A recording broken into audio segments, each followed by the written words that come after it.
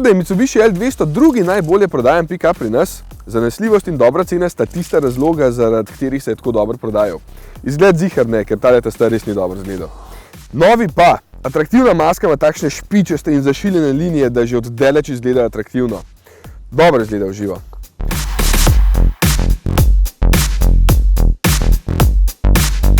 Zadaj je pa skoraj isti kot stari. Še najbolj zanimiva stvar je tale velik napis Mitsubishi, ampak pick-up težko izgleda ful zanimivo v tem delu, kjer je najbolj pomembna uporabnost.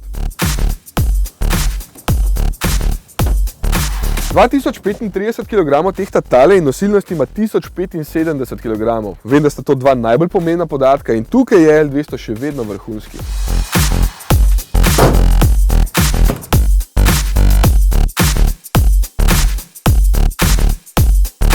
Je pa kljub temu, da pravijo, da je nov v resnici samo konkretno prenovljen. To se najbolj vidi znotraj, saj so izboljšave, jasno, sedeža sta bolj udobna in merilniki so bolj pregledni, ampak nasploh deluje tule malo zastarelo, kar pa ni nujno slabo, ker je precej enostavno. Gumbi so veliki, da jih ne rabite dolg iskati, odlegalnih mest ni toliko velik, na tale knop za vžig motorja se pa še kar nisem navadil, tukaj na levi. Kam so ga dali. Plastika je trda, na enih delih robustna in verjetno bo takšna ostala dolg časa. Tukaj se vidi, da je L200 še vedno delovni stroj, ne pa neka modna muha.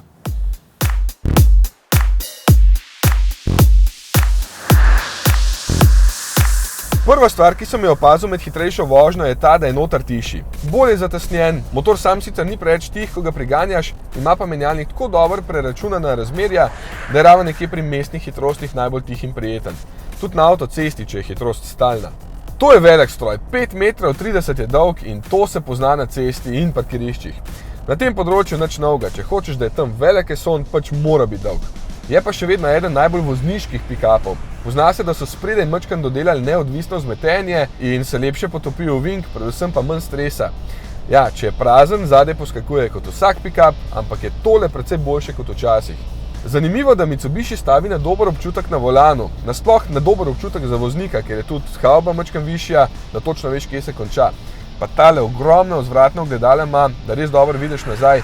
Dejansko si vsake toliko časa tukaj celo zaželiš odpeljati kakšen ovink malo hitrej, sploh če spodaj kakšen makadam. Na terenu je enako zmogljiv kot stari, samo da ima tale še pomoč za spuščanje po klancu.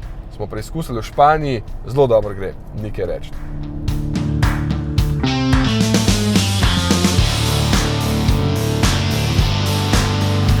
Ravno zato je največji korak nazaj nov motor. V vozniškem smislu, tehnološko je seveda bolj napreden in predvsem bolj čist. Zdaj ima tudi AdBlue z ogromnim 21-litrskim tankom, da ga bo treba polniti samo vsakih 20.000 km. Ja, motor je za 100 kubikov manjši, manjša je tudi moč, L200 je težji, vse to se pozna, da so zmogljivosti na cesti slabše, niso pa slabe.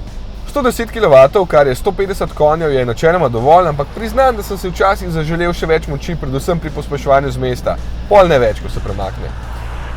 Poraba je na testu slabih 10 litrov, kar ni nič posebenega v primerjavi s konkurenco, je pa cena dobra. Takšne stane 33.600 € s popusti in ima po mojemu vso možno opremo. Razen zapore zadnjega diferenciala.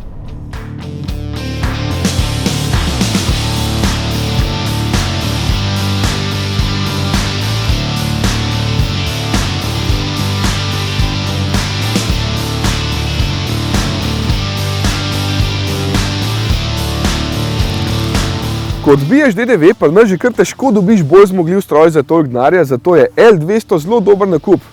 Verjetno isto misli tudi 4,7 milijona ljudi po vsem svetu, kjer so jih toliko prodali že v dobrih 40 letih.